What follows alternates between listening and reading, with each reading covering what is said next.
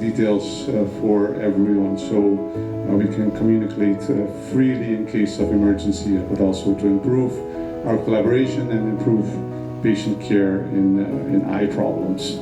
Ahora nós papi de acordo com nós hasi entre o doctor de casa e o especialista, tocante diferente maneiras, não? O que nós quer ta usa o cuidado médico mais eficiente, tanto para o paciente, como para o doctor de casa, para estar queda com o doctor de casa. Sobre o doctor de casa tem seu protocolo e por duna o tratamento e claro que está mais acessível para o paciente e está mais barato para nosso país. Agora, o que passa é que não tem acordo, então tem viaja a nós maneira especialista da com o paciente, nós por ajudar o paciente, mas o paciente também pode ajudar para o doctor de casa. Então, não tem tanto especialista maneira doctor de casa, então se me vai com o paciente que também pode ajudar com o doctor de casa, a mim não pode vai outro paciente, então me está a wachtlijst é necessário.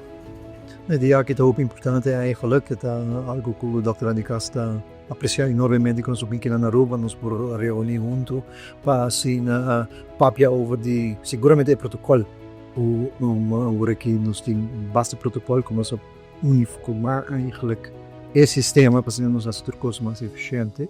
Só eu também ficar hope seguramente para Aruba, em geral. I mean, het is great para informação nova, para você eigenlijk com protocolo de cada outro.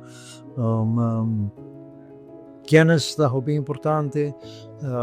Que não tem nada, tem goeie tem goeie BV, so tremendo te horen.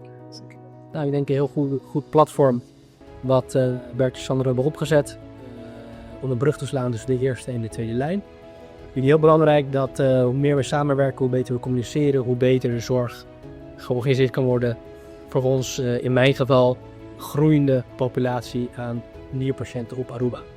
Dus dat denk ik heel belangrijk. Ja, zowel voor de korte en lange termijn is het onze chronische zieke patiënten betere zorg te bieden. Duidelijker verwijsbeleid, duidelijke verantwoordelijkheidsdelen tussen specialist en huisarts. En ik denk dat naarmate we een betere communicatie organiseren, we uiteindelijk hoe beter de zorg kunnen leveren. Zowel voor acute patiënten als chronisch zieke patiënten.